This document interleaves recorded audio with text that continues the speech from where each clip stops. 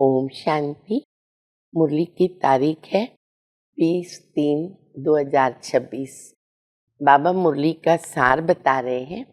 मिठे बच्चे, पुण्य आत्मा बनना है तो एक बाबा को याद करो।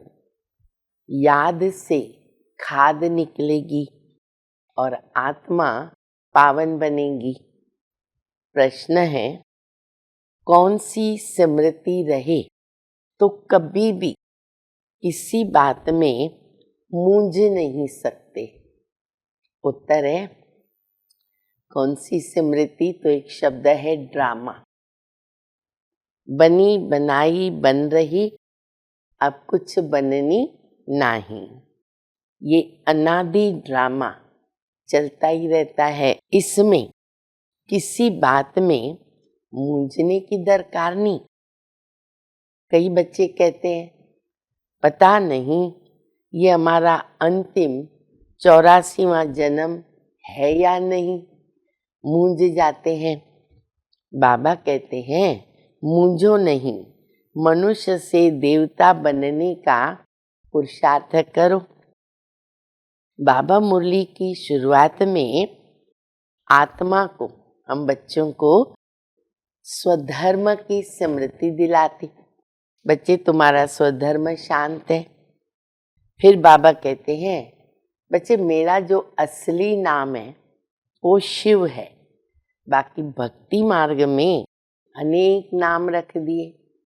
मैं तो ब्रह्मा के तन में आता हूँ, इनमें प्रवेश करता हूँ और ब्रह्मा के द्वारा एडाप्ट करता हूँ तुम बच्चों को। इसके लिए शिव जयंती भी मनाते हैं। तो बाबा कहते एक्चुअली बाबा के साथ ब्रह्मा विष्णु शंकर तीनों की भी तो जयंती है ना, क्योंकि तीनों की पधरामणि है। परमात्मा शिव बाबा करण करावनहार तीन देवताओं को स्थापन करते हैं। तो बाबा कहते इनकी भी पधरामणि हो गई और ब्रह्मा और ब्राह्मण वंशियों का जन्म होता है। तो बाबा कहते हर कल्प ये पार्ट रिपीट होता है। तुम पूरे 84 जन्म लेते हो। और धर्म वाले जो हैं उनके तो 84 जन्म नहीं होते ना। जैसे बाबा ने गुरु नानक का मिसाल दिया। अब गुरु नानक को 500 वर्ष हुए तो अंदाज से कितना जन्म? 12-14 जन्म हुआ होगा। फिर बाबा कहते जैसे क्राइस्ट है तो उनको 2000 वर्ष हुए तो उनका भी अंदाज से 60 जितना पुनर्जन्म हुआ होगा। तो जो कुछ भी पास हुआ ना वो ड्रामा है। फिर बाबा कहते बच्चे तुम आत्मा हो बिंदी और बाबा भी है बिंदी। घर है हम सभी का शांति धाम। तो वहाँ बिंदी बिंदी रहते ना। तो बाबा कहते वहाँ बिंदियों का झाड़ है परम धाम में। फिर बाबा कहते भक्ति मार्ग में तो तुम बहुत ही धक्के खाते रहते और भक्ति मार्ग में सबकी पूजा करते। यहाँ तक टिवाटे की भी पूजा करते। 3 रास्ता होता है ना, तो उनकी भी पूजा करते। फिर माताएं वगैरह होती है तो वो साधु संत जो होते हैं ना, तो बाबा कहते हैं उनका भी जा कर के पाँव छूते हैं और फिर उनकी पूजा करते। जो अपने को शिवोहम आदि कहलाते हैं तो उनकी पूजा करते हैं। तो बाबा कहते हैं कि मैं आकर के ये साधु संत आदि सबका उद्धार करता हूँ, क्योंकि बाबा है सतचित आनंद स्वरूप, ज्ञान के सागर, सुख के सागर, शांति के सागर। फिर बाबा कहते बच्चे मैं ना तुमको राय देता हूँ। कौन सी राय देते बाबा? बच्चे माँ में कम याद करो। ये बाबा की मुख्य राय, मुख्य श्रीमत है। क्यों? मेरी याद से तुम्हारे ऊपर जो पापों का बोझा है ना वो उतरेगा। तुम जो सजनिया हो, आत्माएं सजनिया, वो बाबा कहते छीछी बन गई, काली बन गई ना। तो मैं उनको गुलगुल बनाता हूँ, पवित्र बनाता हूँ और फिर मैं तुमको अपने साथ लेके जाऊंगा। तो सारा मदार पुरुषार्थ के ऊपर है। बच्चे जो चाहो ना वो पद ले सकते हो, बाकी जादू की कोई बात नहीं। हाँ, मनुष्य से देवता बनते हैं तो ये तो बहुत अच्छा जादू है। फिर बाबा कहते ये छोटा सा संगम युग है, तुम ब्राह्मण हो, ब्राह्मण है चोटी। और इस समय बाबा 3 धर्म स्थापन करते हैं, तो ब्राह्मण भी यहाँ बनना है और देवता के संस्कार भी यहाँ ही धारण करने हैं। धारणा के लिए मुख्य सार है, हर एक के निश्चित पार्ट को जानकर सदा निश्चिंत रहना है। बनी बनाई बन रही, अब कुछ बननी नहीं। ड्रामा पर अडोल रहना है, कुछ बदल नहीं सकता, करेक्शन एडिशन नहीं हो सकती।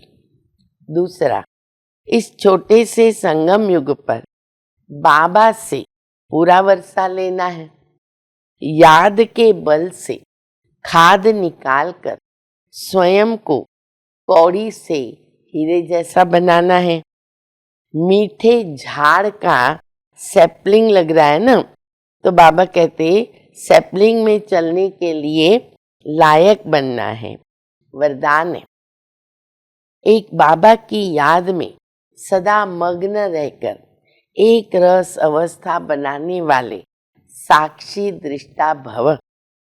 अभी ऐसे पेपर आएंगे जो संकल्प स्वप्न में भी नहीं होगा, परंतु आपकी प्रैक्टिस ऐसी होनी चाहिए जैसे हद का ड्रामा साक्षी होकर के देखते हैं ना, फिर चाहे दर्दनाक सीन हो चाहे हंसी वाली सीन हो, फर्क पड़ता है? नहीं पड़ता है, क्योंकि ड्रामा समझते हैं, खेल समझते हैं। ऐसे चाहे कोई का रमणीक पार्ट है, चाहे स्नेही आत्मा का गंभीर पार्ट है, हर पार्ट साक्षी दृष्टा होकर के देखो, एक रस अवस्था हो जाएगी। परंतु ऐसी अवस्था तब रहेगी जब सदा एक बाबा की याद में मग्न रहेंगे। स्लोगन है, दृढ़ निश्चय से अपने भाग्य को निश्चित कर दो तो सदा निश्चिंत रहेंगे। अव्यक्त इशारा, निश्चय के फाउंडेशन को मजबूत कर सदा निर्भय निश्चिंत रहो। कर्म करने के पहले ये निश्चय रखो, क्या विजय हमारी हुई पड़ी है। अनेक बार विजयी बने। जब अनेक कल्प अनेक बार विजयी बन विजय माला में पिरोने वाले पूज्य पूजन होने वाले हम बने हैं, तो अभी केवल हमको पार्ट रिपीट करना है। बना हुआ कर्म दोबारा रिपीट करना है।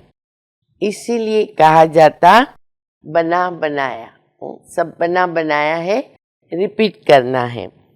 बना हुआ है लेकिन अभी फिर से रिपीट करके बना बनाया जो कहावत है ना, उसको पूरा करना है। इसलिए मेहनत नहीं, पहले किया है अब फिर हम रिपीट कर रहे हैं। अच्छा, मीठे मीठे सिक्के दे बच्चों प्रति माता पिता बाप दादा का याद प्यार। Good morning. रूहानी बाप की रूहानी बच्चों को नमस्ते। हम सभी रूहानी बच्चों की रूहानी माता पिता बाप दादा को याद प्यार। गुड मॉर्निंग, नमस्ते नमस्ते, शुक्रिया बाबा शुक्रिया। ओम शांति।